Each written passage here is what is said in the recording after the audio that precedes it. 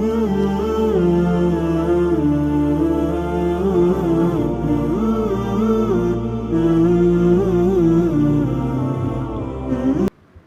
لله وصلى الله تعالى وسلم وبارك على رسول الله محمد وآله المهتدين بهداه من الصحب والأزواج والقرابة والتابعين لهم بإحسان إلى يوم لقاء الله.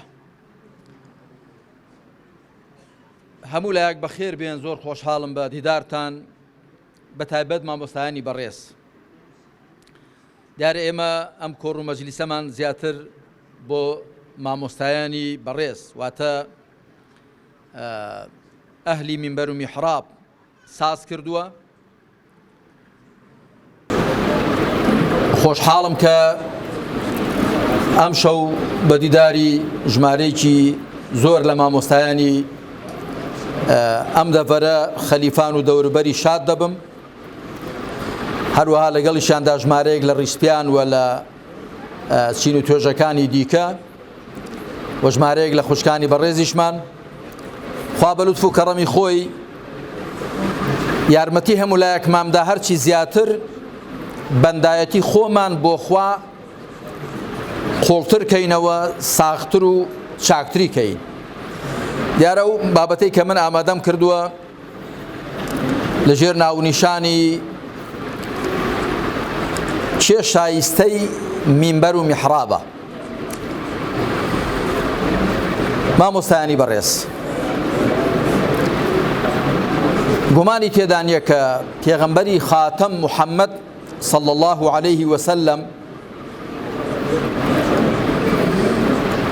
ئەوەی کە بۆ ئێمەی بە میرات بەجێ هێشتووە بریتە لەو وەحیەی خوای پەروەردگار کە لە قورئاندا و پاشان لە ڕێباز و ڕێوشوێنەکەی خۆیدا بەرجەستەیە. چێن ئەوانەی کە ناوی میراتگرێتی و جێگرایەتی پێغەمبەریان لەسرە صلى الله عليه وسلم بە پلەی یەکەم، بە تاکید ئەوانن کە لەسەر منبەرەکەی پێغەمبەر عليه الصلاة والسلام دەوەستن و لە میحرابەکەیدا پێشنوێژی و ئیمامەت بۆ خەڵکی دەکەن. بۆیە من زۆر بە پێویستم زانی کە ئەوە لەم کۆڕ و مەجلیسەماندا بەو پرسیارە دەست پێ بکەم: چێ شایستەی منبەر و میحرابە؟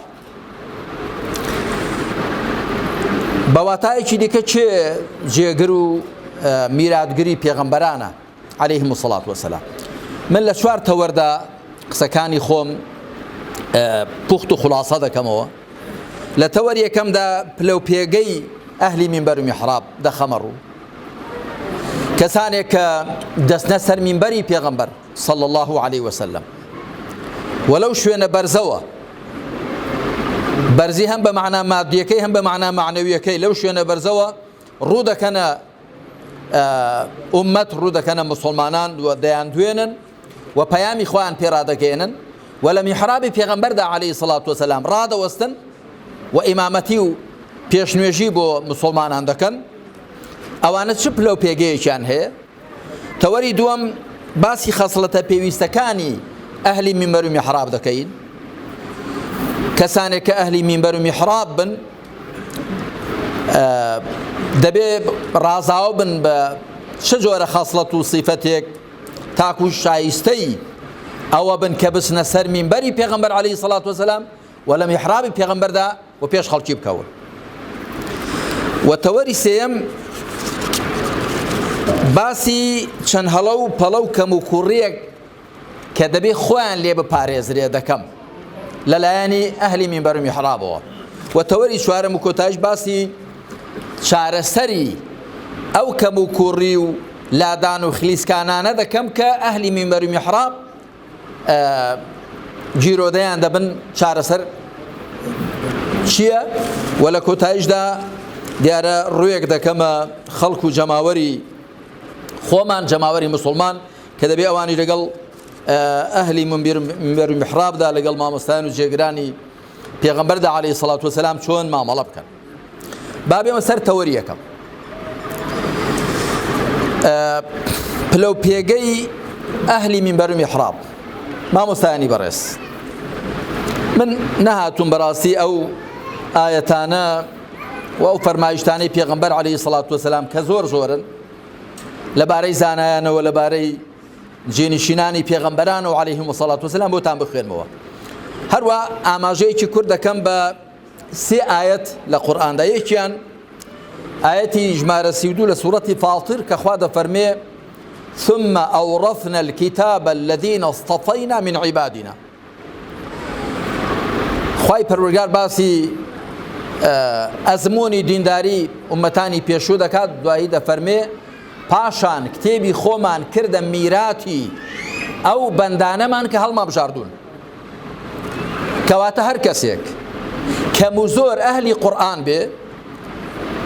قورئان بێ و شارەزا بێ لە دینی خوادا، ئەوە بە ئەندازەی ئەوە کە ئەهلی قورئانە و کارلێک لە قورئان دەکاوە پابەندە بە ڕێبازی پێغەمبەرەوە عەلەیهی سەڵات وەسەلام و بەر ئەو موژدەیە دەکەوێت کە خوا هەڵی بژاردووە. یەکەم بەندەی خوایە نەک بەندەی شتی دیکە، و پاشان هەڵبژێردراویشە لەلایەن خواوە.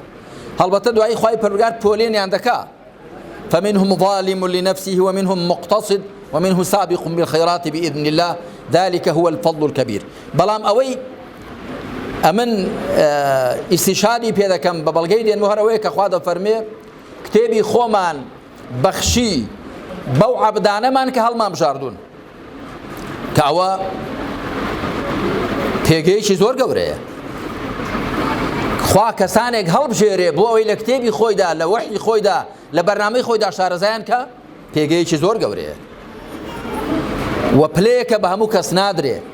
بۆیە هەر کەسێک خۆی لەسەر مینبەری پێغەمبەر عەلەیهی سەڵات وەسەلام بینێەوە، خۆی لە میحرابی پێغەمبەردا بینێەوە، خۆی بە ئەهلی قورئان زانی، دەبێت زۆر دڵی بە خۆی خۆش بێ، بەڵام لە هەمان کاتیشدا دەبێت زۆریش لە خۆی وریابێ.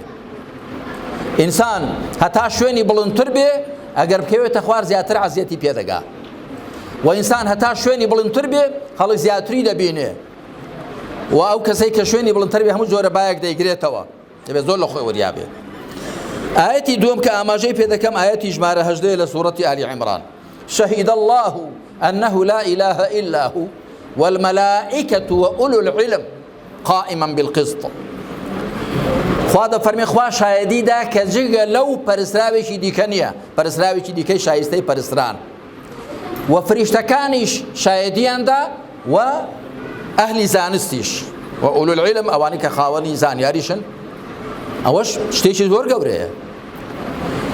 خوا سبحانه وتعالى دوای شایەدیدانی خۆی لەسەر وەحدانیەتی خۆی باسی شایەدیدانی فریشتەکان دەکا، لە دوای وان یەکسەر باسی شایەدیدانی ئەهلی علم و زانایان دەکا.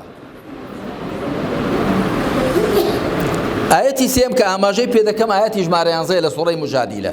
خوا دەفەرمێت يرفع الله الذين آمنوا منكم والذين أوتوا العلم درجات. خوا ئەوانەتان کە ئیمانیان هێناوە بەرزیان دەکاتەوە. ئینسان بەهۆی ئیمان و بەرز دەبێتەوە. هەر کەسێک ئیمانی هێنا بەرزە لە لای خوا، بەرز دەبێتەوە. بەڵام والذين أوتوا العلم درجات، ئەوانەی زانیاریان پێدراوە بە چەند پلە بەرز دەبنەوەواتە پلەکانیان بەرزترن لە هی بڕواداران بەگشتی. بەڵام بێگومان دەبێت ورد بینەوە دوایی کە ئەو زانایانە کامانن کە لە بڕواداران پلەیان بەرزترە. ئەوە وەنەبێ هەر کەسێک کە شارەزا بوو بەبێ هیچ مەرجێکی دیکە یەکسەر لای خوا بەرز بێ، نە، ئەوی مەرجی خۆی هەیە.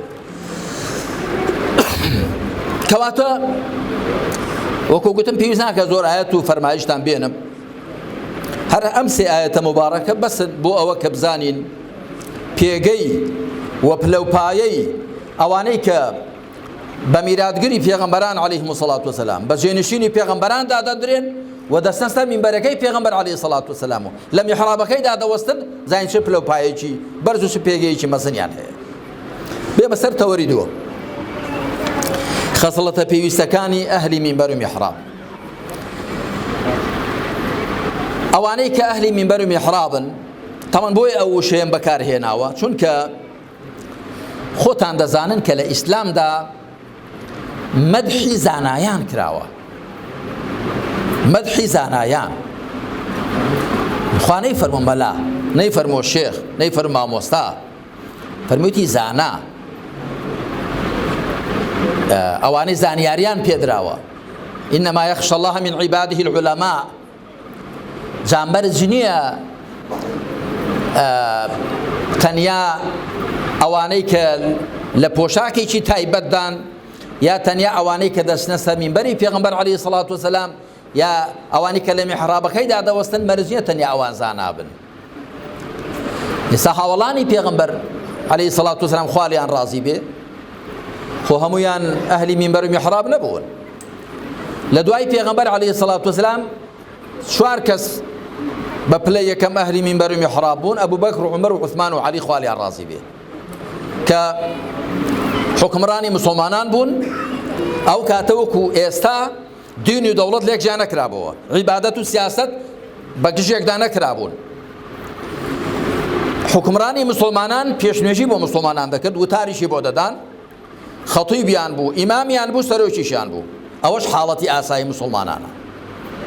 دەبێ کەسێک سەرۆک و بەرپرسی مسلمانان بێ کە لەسەر مینبەرەکەی پێغەمبەر عەلەیهی سەڵات وسەلام لەوێوە ئاراستەیان بکە، ئایەتی خۆیان بۆ بخوێنێتەوە، فەرمایشتی پێغەمبەریان بۆ بخوێنێتەوە عەلەیهی سەڵات وسەلام، و دەبێت لە میحرابەکەی پێغەمبەرجا پێشنوێژیان بۆ بکە. ئەمما بابایەکی نوێژنەکەری چاونەشۆر ئەگەر خەڵک هۆشیار و وریابێ ڕازی نابن پێشیان کەوێ و کاروباری دنیان بۆ هەڵسوڕێنێ. کاروباری دنیای مسلمانان دەبێ بە هەوێنی قورئان و سنەت و بە هەوێنی وحی و شەریعەتی خواوە هەڵسوڕێندرێ، ئەگەنا شەرعیەتی نە ڕەوایەتی نییە. بەڵام چ لە وەزعی مسلمانان دەکەی کە بەو شێوەیان لێهاتووە کە دەیبینی. جا زانی خەسڵەتە پێویستەکانی ئەهلی مینبەر و میحراب چین؟ بەر لە هەموو شتێک مامۆستایانی بەڕێز و ئامادەبوانی بەڕێز و خۆشەویست هەروە بە خوشکانیشەوە و هەموو ئەوانەی کە دوایی ژویان لە قسەی ئێمە دەبێ و دەمان بینن، بەر لە هەموو شتێک ئەهلی مینبەر و میحراب دەبێ خاوەنی تێڕوانین و بووناسیەکی ڕاست و دروست بن. دەبێ پێش هەموو شتێک خۆیان بناسن و خوا بناسن و ئەم وجود و گەردونە بناسن. پێش ئەوەی بینە سەرباسی ئیمان و عەقیدە، کەسێک بە کەڵکی ئەوە دێت پێشەوایەتی خەڵک بکە، بچێتە سەر مینبەری پێغەمبەر عەلەیهی سەڵات وسەلام لە میحرابەکەیدا بوەستێ کە بووناسیەکی ڕاست و دروستی هەبێ، بزانێت کە ئەم گەردونە شاری بێخاوەن نییە، بزانێ بۆ خۆی و مرۆڤەکان و دروستکراوەکان بۆ دروستکراون، ئامانج لیان چیە، حکمت لیان چیە، لەکوێوە هاتوون، بۆچی هاتوون، بۆکوێ دەچن، کە کۆی ئەو پرسە گرنگانە فەلسەفە بە درێژایی مێژوو خەریکی وەڵامدانەوەی ئەوانە بووە کە ئینسان بزانێ ئەم وجودە چییە، خاوەنی چێیە، مرۆڤ چییە، بۆ هاتووە، چێ هێناوێتی، لەکوێوە هاتووە، بۆ کوێ دەچێت، دەبێت چی بکات، چۆن بکە، کە ئەوە خوا سوبحانە وتەعالا لە قورئاندا زۆر بەڕوونی خستووەتە بەردەستی ئێمە. بۆ وێنە لە ئایەتی ژمارە 7 لە سوورەتی هوددا خوا دەفەرمێت: وهو الذي خلق السماوات والأرض في 6 أيام وكان عرشه على الماء ليبلوكم أيكم أحسن عملا ولئن قلت إنكم مبعوثون من بعد الموت ليقولن الذين كفروا إن هذا إلا سحر مبين. دەفەرمێ خوا ئەو زاتەیە کە ئاسمانەکان و زەوی لە 6 ڕۆژان داوەتە بە 6 قۆناغ هێنا و نەدی و ئەو کاتە عەرشی خوا لەسەر ئاو بوو. بۆچی؟ تاکو تاقیتان بکاتەوە کامەتان کردەوەی باشترە. کەواتە ئەم گەردونە هەمووی بەسەر و خواریەوە بۆیە دروست کراوە ئێمەی تێدا تاقی بکرینەوە. ئەمجا دوای ئەوە ئەهلی مینبەر و میحراب دەبێت خاوەنی ئیمانێکی محکەم و دامەزراو بن، ئیمان بەخوا سوبحانە وتەعالا و بە فریشتەکانی خوا، بە کتێبەکانی خوا، بە پێغەمبەرانی خوا عەلەیهیمو سەڵات وسەلام، بە ڕۆژی دوای و بە نەخشە و ئەندازەگیری خوا بۆ کەون و کائینات. ئەمجا ئەهلی مینبەر و میحراب دەبێ خاوەنی عیبادەتێکی ساغ و بێخەڵتە بن، دوور لە بیدعەت و دوور لە انحراف و غەڵەت و پەڵەت و داهێنان. پاشان دەبێ خاوەنی تەقوا و تەزکیەی نەفس بن، نەفسێکی خاوێن و پاچیان هەبێ. و ئەهلی مینبەر و میحراب دەبێ ڕەوشتێکی بەرز و جوانیان هەبێ، ئاکارێکی پەسەندیان هەبێ و هەڵوێستێکی جوامێرانە و مەردانەیان هەبێ لە هەموو کایەکانی ژیانیاندا. ئەوە یەک.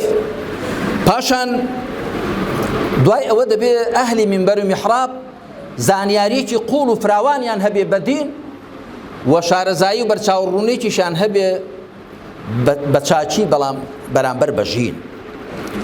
هەم دەبێ لە دیندا زانا بن، هەم بە ژینیش ئاشنا بن و شارەزا بن.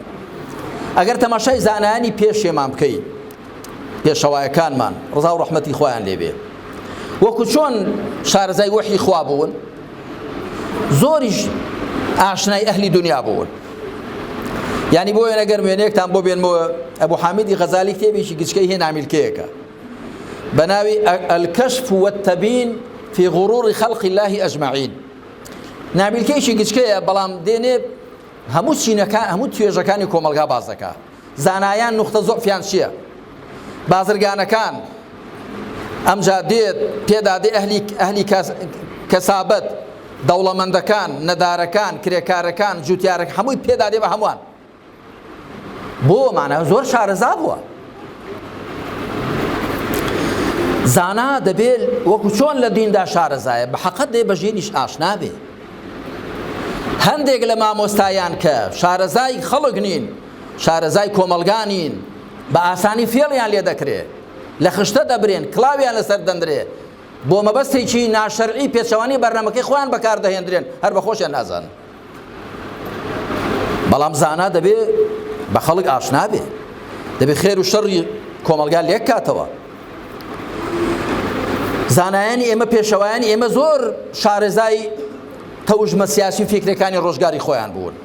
پیاوێکی وەکو ئیبن تەماشا دەکەی، پیاوێکی وەکو ئیبن القەیم تەماشا دەکەی، عالمەکانی دیکە و ئەشاتیبی تەماشا دەکەی، پیاوێکی وەکو شێخ عەبدولقادری گەیلانی تەماشا دەکەی. زۆر شارەزای حاڵ و باڵی خەڵک بوون، نەک لە بورجێکی عاجیدا بن، تەنیا لە کتێبی خۆیان شارەزا بن، شارەزای واقعی کۆمەلگاش بوون. صفەتێکی دی، خەسڵەتێکی زۆر پێویست بۆ ئەهلی مینبەر و میحراب ئەوەیە کە ناخێکی پاک و ڕەوشتێکی چاچیان هەبێ. مامۆستایان هەرچی هەڵە و پەڵەی مرۆڤ هەیە کە تووشی دێت، جا چه بەنسبەت ئەهلی مینبەر و میحراب، چه بەنسبەت خەڵک بەگشتی، ئەگەر سیاسەتمەدارە، ئەگەر کاسبە، ئەگەر بازرگانە، ئەگەر گەنجێکە، ئەگەر پیرێکە، پیاوە ئافرەتە، هەرچی غەڵەت و پەڵەتی زاهیری و ڕواڵەتی هەیە ئینسان تووشی دێ، ڕەگوڕیشەکەی دەگەڕێتەوە بۆ ناخی. بۆیە خوای پەروەردگار لە سوورەتی الأنعامدا دەفەرمێ وەذەڕوو ظاهر الإثم وباطنه، گوناحی ئاشکرا و گوناحی پەنهانیش واز لێ بێنە. هەرچی گوناحی ئاشکرایە، هەرچی گوناحی ئەندامەکانە، هی جەواریحە، هەمووی پەیوەندی بە دڵ و دەروونەوە هەیە. بۆ وێنە ئینسان کەنجی زەم و غەیبەتی کەسێک دەکات کە لە ڕقەوە لە دڵەوە ڕقی لێ بێ. کەنجی ئینسان تەکەبور و فیز و کەشخەی پەیدا دەبێ کە لە دەروونەوە خۆی لە لاگەورە پەسەند بێ. کەنجی ئینسان دەکەوێتە ژێر کاریگەری ترس و تەماع کە لە دەروونەوە بێهێز بێ، پشتی بەخوا قایم نەبێ، دڵی بەخواوە پەیوەست نەبێ.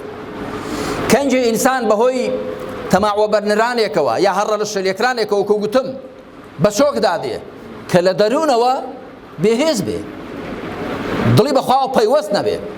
بۆیە ناخی پاک ئەمجار ڕەوشتی چاک، هەتا ئینسان لە دەروونەوە پاک و چاک نەبێ، بە تەکید لە دەر و ڕواڵەتی چاک نابێ و ڕازاو نابێ بە ڕەوشت و ئاکار و هەڵوێستە جوامێر و پەسەندەکان. صفەتێکی دیکەی زۆر پێویست بۆ ئەهلی مینبەر و میحراب بریتێ لە مەبدەئی بوون و خۆراگر بوون. مەبدەئی بێ، ئەو پرانسیپ و مەبدەئانەی کە لە پەیامی خوا وەریگرتوون لە قورئان و سونەت بە هیچ شتێکیان نەگۆڕێتەوە. جا خوای متعال لدو شوێنان لا لە سێ شوێنان لە قورئان دەفەرمێ ولا تشتروا بآيات الله یا بآياتي ثمنا قليلا نرخێکی کەم بە ئاەتەکانی خوا مەکڕن ئایا ئەگەر بە نرخێکی زۆر ئاەتەکانی خوا بفرۆشی و نرخێکی زۆریان پێ بکڕی دەبێت ڕەوا بێ بەتاکید نەخێر بەڵام مەبەست چییە یعنی ئەگەر هەموو دنیا شت دەنێ لە بەرامبەر ئاەتەکانی خوادا ئەتۆ هەر شتێکی کەمت بە ئاەتەکان کڕیوە شتێکی گرانبەهات داوە شتێکی بێقیمەتت کڕیوە ئەگە هەموو دنیاش بێ مەبەستەوەیە مەبەستەوە نییە کە گەر نرخێکی زۆر وەربگری لە بەرامبەر ئاەتەکانی خوا قەیدێ نەکا بەڵام ئاگات لێبێ هەرزان فرۆشی نەکەی نە ئەگەر هەموو دنیا شت دەنێ هەر نرخێکی کەمە ئەمجا خۆراگربوون ئەگەر ئینسان مەبدەئی بێ بە تایبەتی ئەهلی عیلم ئەهلی مینبەر و میحراب ئەو مەبدەئانانی خۆیان نین هی حیزبێکی دەستکرد نییە هی حیزبێکی شەیطانی نییە حیزبێکی عەلمانی نییە هی خوایە وەحی خوایە بۆیە تو بۆت نییە سەودا و مامەڵە و بازرگانیان پێوە بکەیت ئەسڵەن ئەمە زۆر پێم حەیفە حیزبێک کە بەرنامەکەی غەیری قورئان و سونەتە تەماع لە مەلایەکی بکە زۆر حەیفە مەلایەکە لەسەر مینبەری پێغەمبەر دەوەستی عەلەیهی سەڵات وسەلام لە میحرابەکەیدا دەوەستێ حیزبێک کە بڕای بە قورئان و سونەت و بڕای بە مینبەر و میحراب و بەو کەسەشنێ کە مینبەر و میحرابی داناوە کە پێغەمبەرە تەماعی تێ بکە بیکڕێ زۆر حەیفە زۆر حەیفە هەر ئەسڵەن تەماع تێکرانەکەی حەیفە چ جای کران و فرۆشانەکەی هەر ئەوە کە تەماع تێ بکەن زۆر حەیفە زۆر عەیبە صفەتی و خەسڵەتی پێنجەم کە پێویستە بۆ ئەهلی مینبەر و میحراب ئەوەی کە ئەمیندار بن لەسەر ئیسلام ئەمیندار بن ئەمیندار تەماشا بکەن پێغەمبەران عەلەیهیم الصەڵات وەسەلام لە سوورەتی ئەلعەرافدا لە گەلێکی دیکەی قورئاندا چ بە قەومەکانی خۆیان دەڵێن ئینی لەکم ناصح ئەمین دەڵێن ئێمە بۆ ئێوە دڵسۆزێکی ئەمیندارین یعنی دڵسۆزین بە پەرۆشین بە خەمتانەوەین خێر و قازانجی ئێوەمان دەوێ و ئەمینیشین ئەمینی لەسەر ئەم دینە ئەو پەیامەی خوا نایگۆڕین لێ کەم ناکەین لێ زیاد ناکەین وەکو خۆی دەیخەینە ڕوو بەڕاستی ئەمینداربوون لەسەر پەیامی خوا زۆر خەسڵەتێکی گەورە و گرنگە کە پێویستە لە ئەهلی مینبەر و میحرابدا هەبێ بێمە سەر تەوەری سێیەم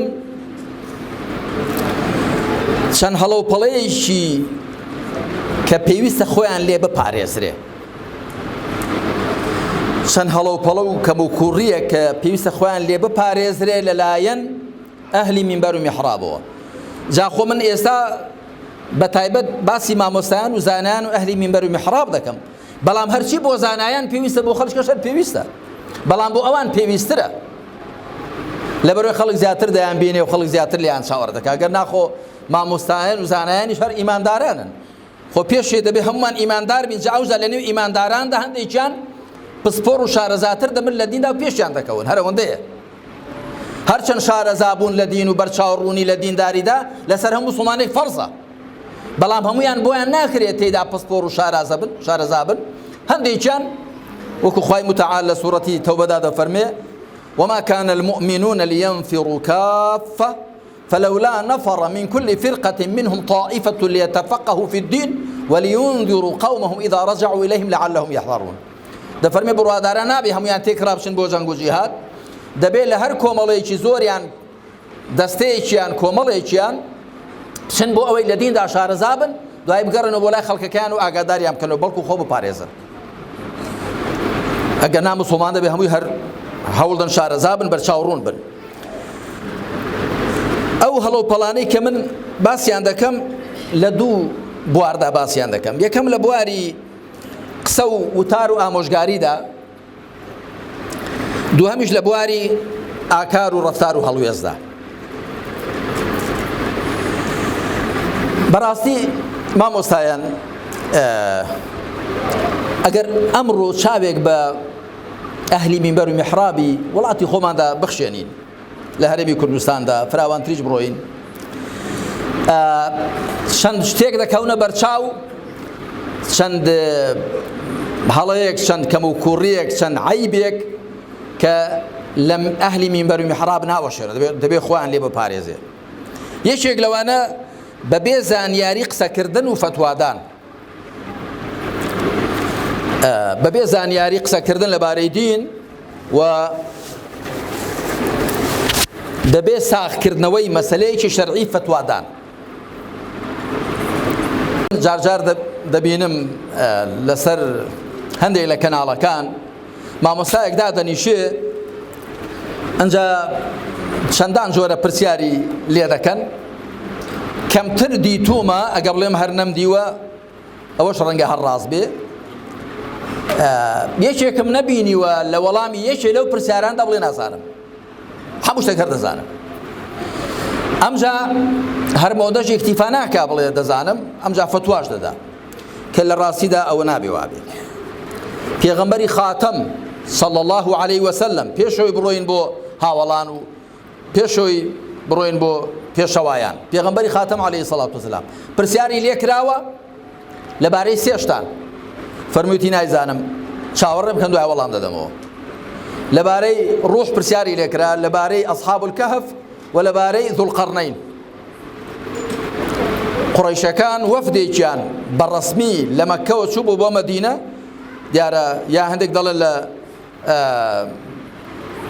لە مەدینەوە هاتبوون وەفدێکی جوولەکە دووسێ ڕیوایەت هەیە ئەو سێ پرسیاران لە پێغەمبەر کردن عليه الصلاة والسلام فەرمووی نازانم بەس مۆڵەتم دەن بەیانی وەرنەوە دیارە بەیانیش نەبوو هەتا هەندێک دەڵێن مانگێکی پێچوو یاخود کەمتر یا زیاتر دوای خوا سبحانه وتعالى لە سوورەتی کەهفدا وەڵامی دوو پرسیاریانی دایەوە لە سوورەتی ئیسرائیشدا وەڵامی ڕوح ئامۆژگاریشی کرد فەرمی ولا تقولن لشيء إني فاعل ذلك غدا إلا أن يشاء الله واذكر ربك إذا نسيت وقل عسى أن يهديني ربي لأقرب من هذا رشدا فەرمووی جارێکی دیکە بە هیچ کارێک مەڵێ بەیانی دەیکەم مەگەر بڵێ ئەگەر خوا بیەوێ و یادی خوا بکە هەر کاتێک لە بیرت چۆوە و ئومێد وایە کە خوا باشترت ڕێنمایی بکە لەمە دووە وریاتر بی لە خۆرا بەڵێن نەدەی بڵێ بەیانی یا دوو بەیانی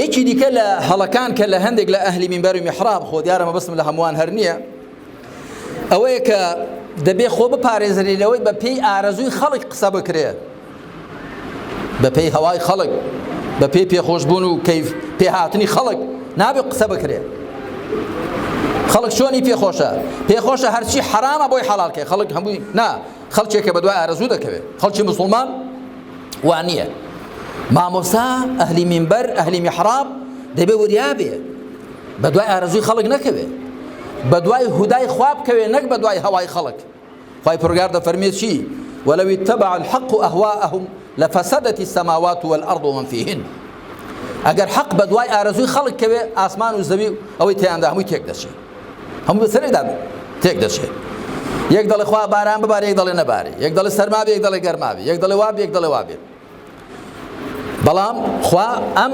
گەردوونەی داناوە بە سیستەمێکی دادگەرانە عیلمیانە بەڕێوە دەچێنەک بە دوای ئارەزووی خەڵک بکەوێت مامۆستایان ئەهلی مینبەر و میحراب نابێ بە پێی پێخۆشبوون و ئارەزووی خەڵک و یا بە پێی هەوای مەجلیس زانە مەجلیسەکە چۆنی پێچاکەوا بڵێ جا لێرە شتێک بڵێ و لەولا شتێکی دیکە بڵێ ئەمڕۆ شتێک بڵێ سبەینێ شتێکی کە بڵێ قسەی دژ و پێچەوانە و پێکەوە ناکۆک شتێکی دی ئەوەیە کە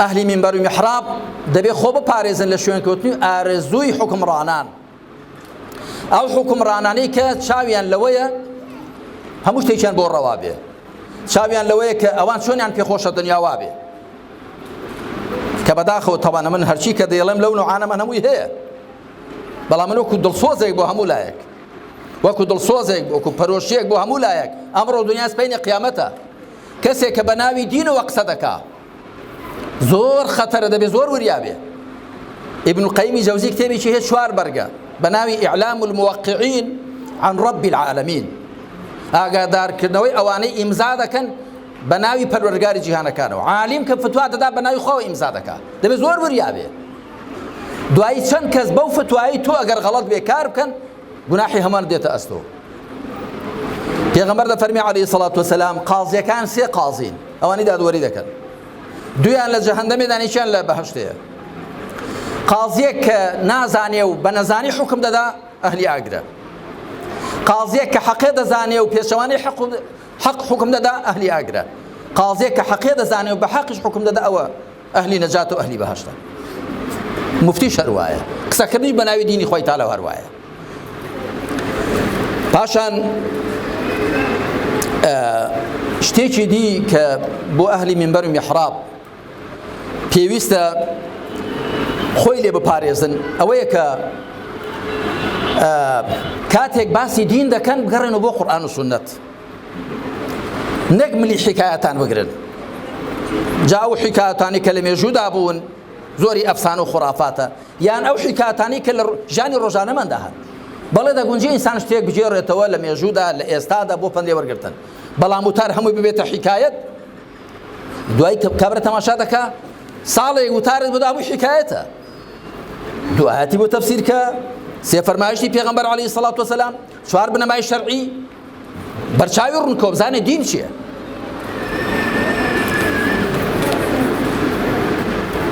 شتێکی دی کە دەبێ خۆی لێ بپارێزرێ ئەوەیە کە هەندێک لە ئەهلی منبەر و میحراب لەسەر منبەری پێغەمبەر عەلەیهی سەڵات وەسەلام زۆر هاوار دەکەن، زۆر دەنگ بەرز دەکەنەوە، هەیانە زۆر سوێندان دەخوا، بێئاگا لەوەی کە زۆر سوێند خواردن زۆر خراپە.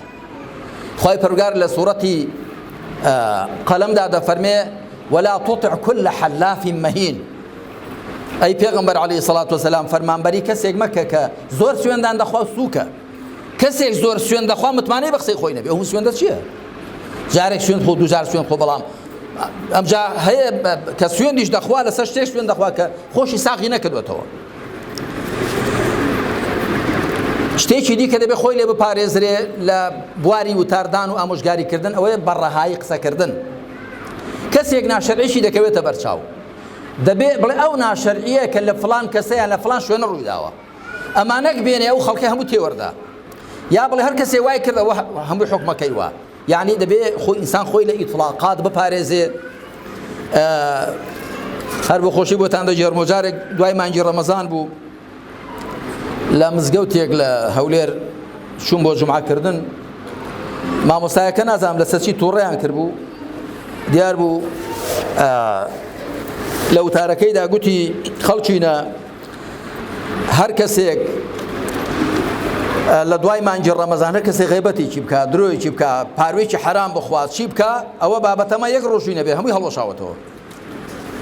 ئەمیش دوای وتارەکەی ئەوە لەو بابەتە، ئەمیش دوای وتارەکەی گوتم مەرە مامۆستا ئەوە چۆن بوو؟ خوا سبحانه وتعالى دەفەرمێ إن الحسنات يذهبن السيئات، چاکەکان خراپەکان دەسڕنەوە، بەڵام لە قورئانەدا نیە بفەرمێ خراپە چاکەی دەسڕنەوە. جا بەجە ڕوونجی مانگی ڕەمەزانێ گە خوا قبوڵی کردبێت چۆن هەڵدەوەشێتەوە؟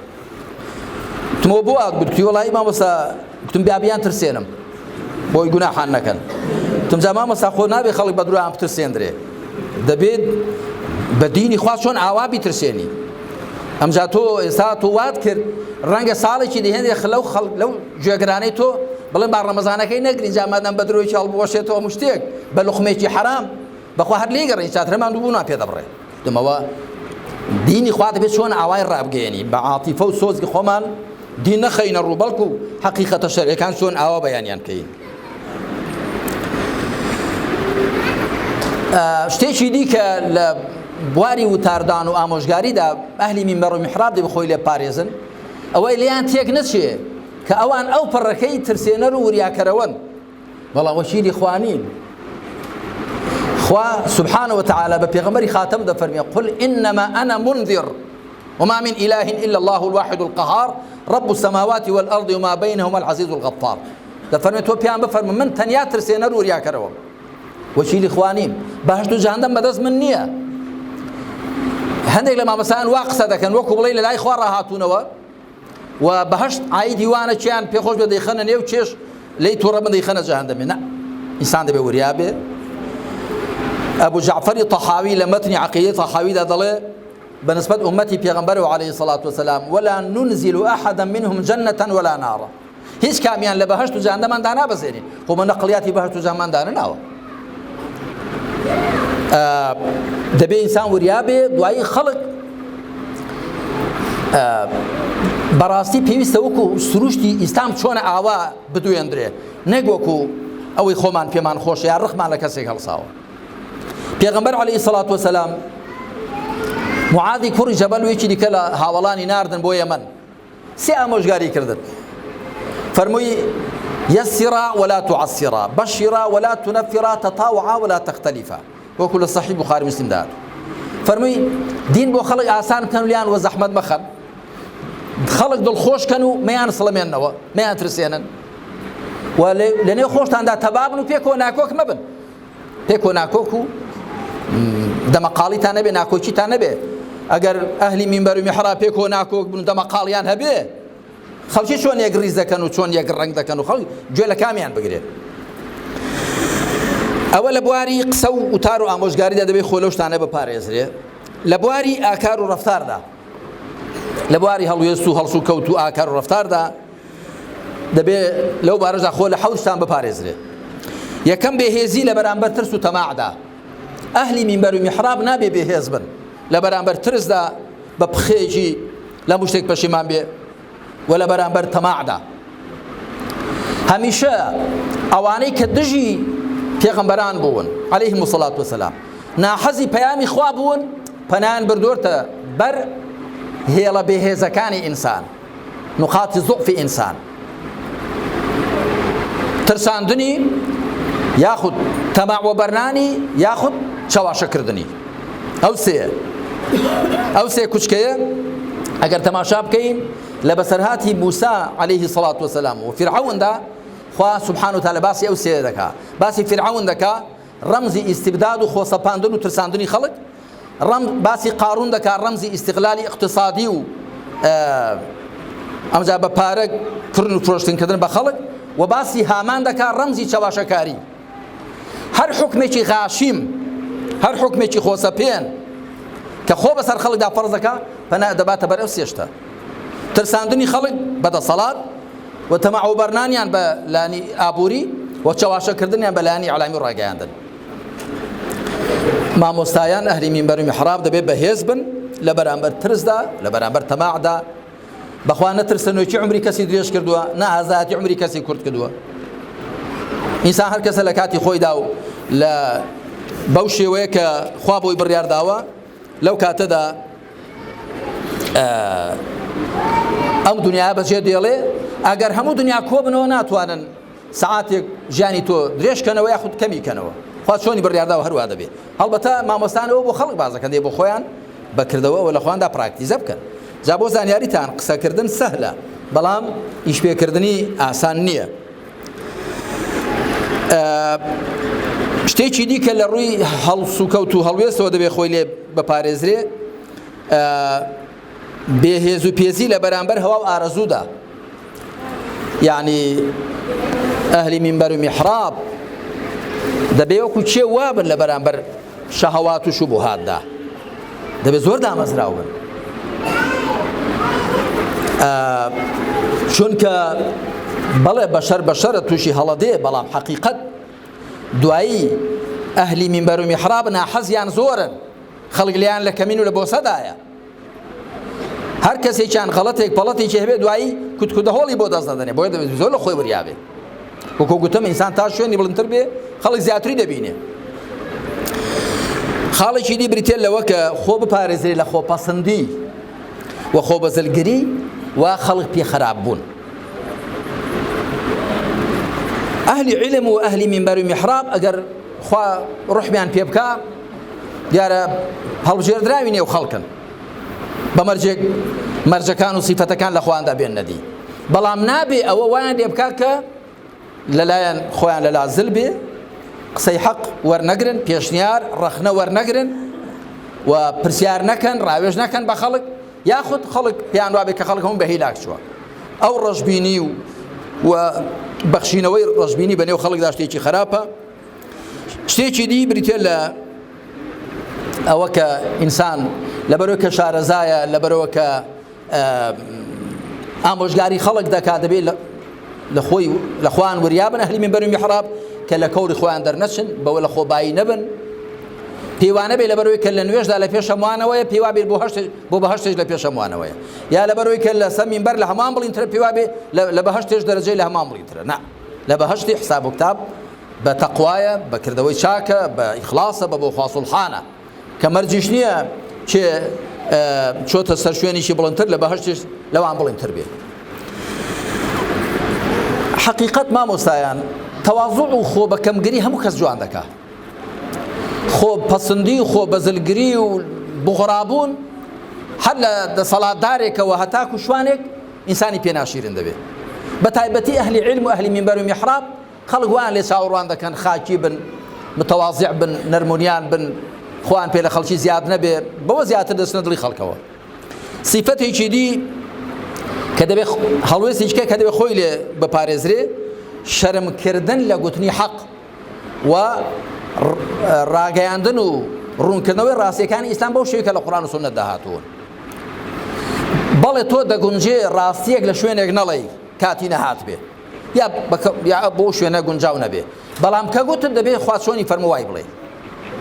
گرنگە ئینسان دەبێت حەقێ بڵێ، مەرجی هەموو حەقەکە بڵێ، بەڵام کە گوتت دەبێت وەکو خوا دایبەزاندۆ بۆ شێوە بیڵێ.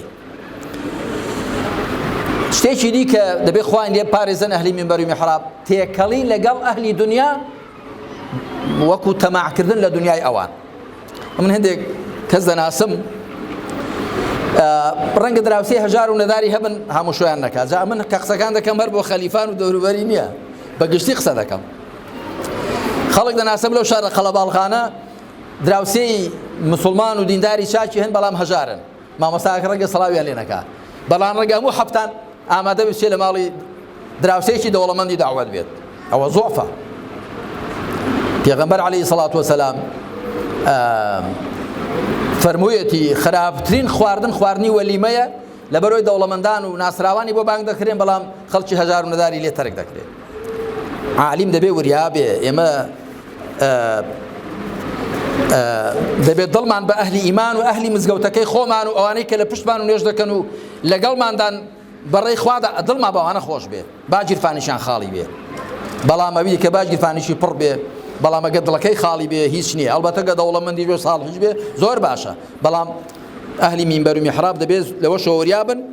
و حەوتەم کە دەبێت خوان لێ پارێزن ئەوەی کە دەبێ وریابن لە شوێنکەوتنی حیزبە عەلمانیەکان، ئەو حیزبانەی کە غەیری قورئان و سونەت بەرنامەیانە، نابێ شوێن وان بکەون. باشە تۆ لەگەڵ لایەنێکی ئیسلامیدا نیمە بەقەی ناکە لە ماڵ خۆت بە، باشە، بەڵام نابێ ببێ پاشکوی حیزبێک کە بڕای بە بەرنامەکەی تۆ نییە.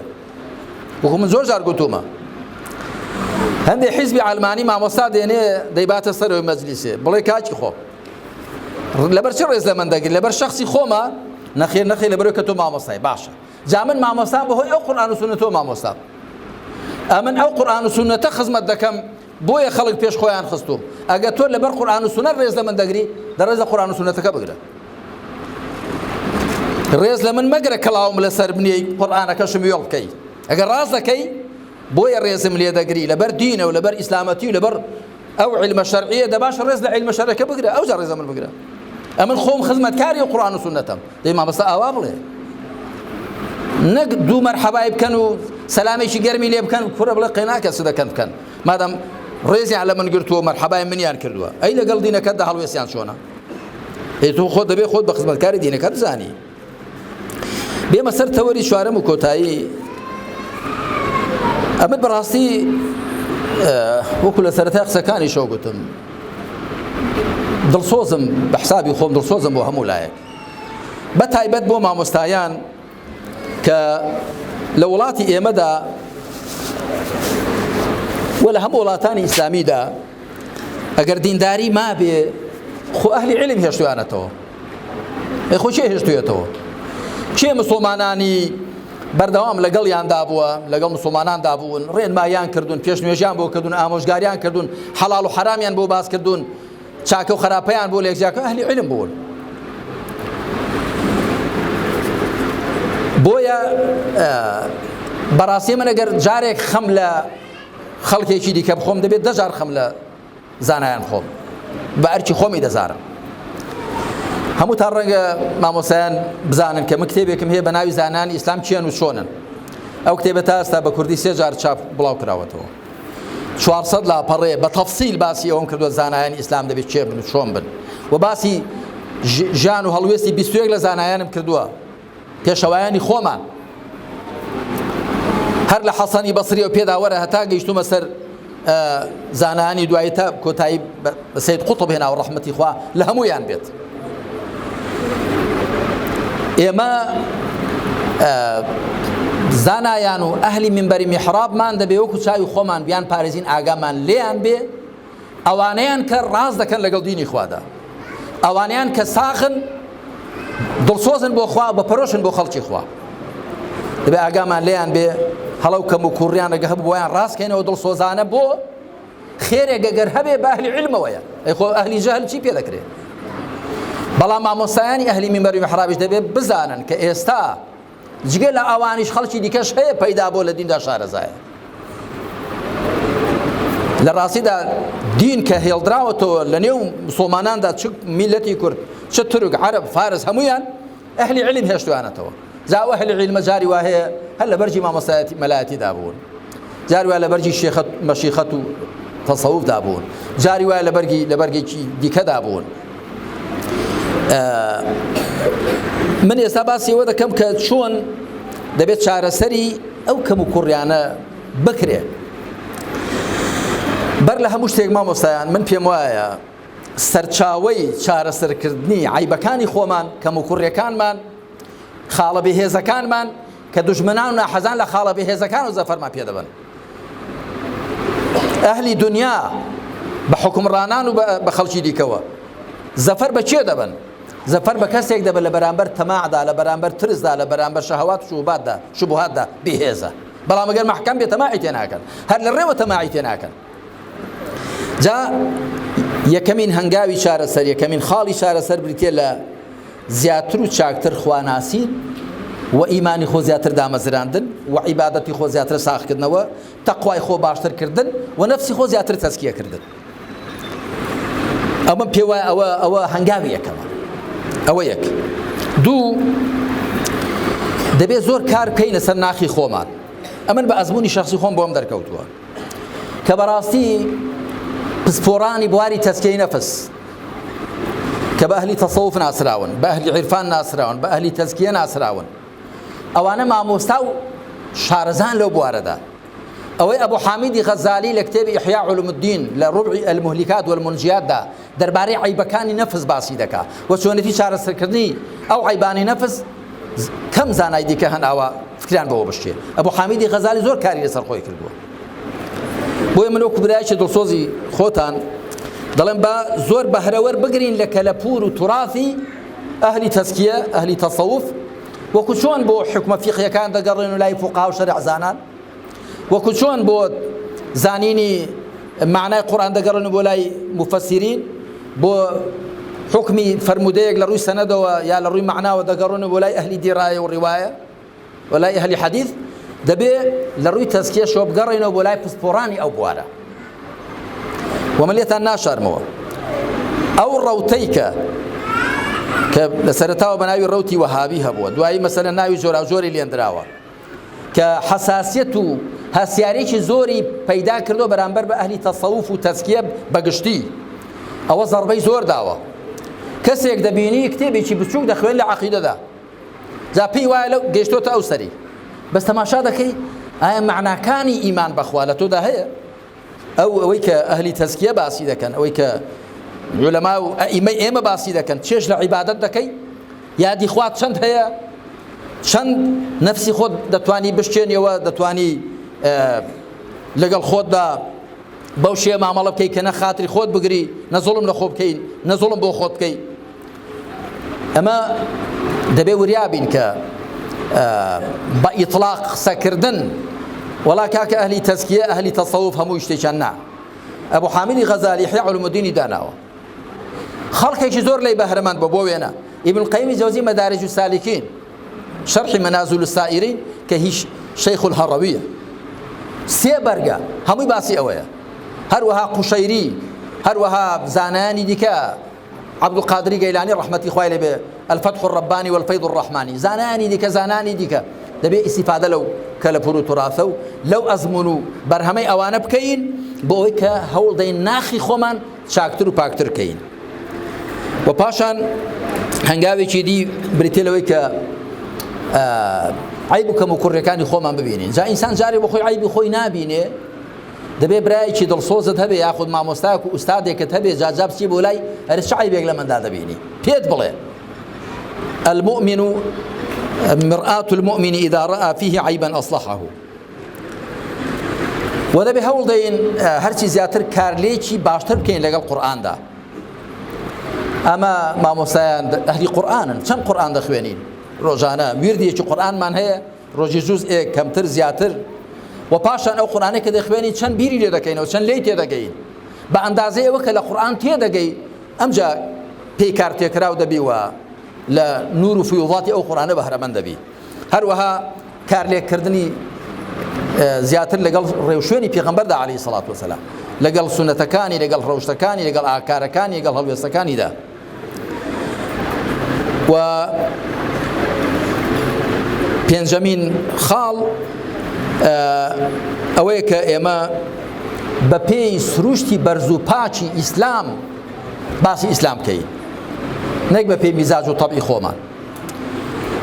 من زۆر سەرنج دەدەم خوای پەروەردگار قورئان پێناسا دەکات دەفەرمێ ئین هو ئیلا ذیکر للعالمین، لە چەند شوێنێ وا دەفەرمێ باسی پێغەمبەر دەکات عەلەیهی سەڵات وەسەلام ما ئەرسەلناکە ئیلا ڕەحمەتە للعالمین کافەتە للناسی بەشیرە وەنەذیرە. باشە پێغەمبەری ئێمە عەلەیهی سەڵات وەسەلام ڕەحمەتی خوایە بۆ هەموو جیهانیان، قورئانی ئێمە بیرخەرەوەیە و شەرەف و ڕێز و حورمەتە بۆ هەموو جیهانیان. ئێمەش دەبێ هەوڵ دەین لە قەدەرەوە پێغەمبەرە بین عەلەیهی سەڵات وەسەلام و لە قەدەرەوە قورئانە بین. ئێمەش دەبێ بیر لە هەموو خەڵکی بکەینەوە و بشزانین کە ئەو قورئانە بۆ هەموو خەڵک نێردراوە، ئەو پێغەمبەرە عەلەیهی سەڵات وەسەلام ڕەحمەتە بۆ هەموویان. دەبێ ئێمەش هەوڵ دەین کە بەرجەستە ڕەحمەت و ئەو بیرخستنەوەی بین کە لە قورئاندا هەیە بۆ هەموو جیهانیان، و ئەو ڕەحمەتە بین کە لە پێغەمبەری خوادا هەبوو عەلەیهی سەڵات وەسەلام بۆ هەموو جیهانیان، دیارە لە قەدەر خۆمان. زۆر گرنگە کە ئێمە وەکو گوتم بە پێی ئەو سروشت و شێوەیە کە ئیسلام دەڵێ کە لە قورئان و سونەتدا بەرجەستەیە باسی ئیسلام بکەین، نەک ئەوەی کە خۆمان پێمان خۆشە تێدا گوڵژێر بکەین یان لەگەڵ میزاجماندا دەگونجێ.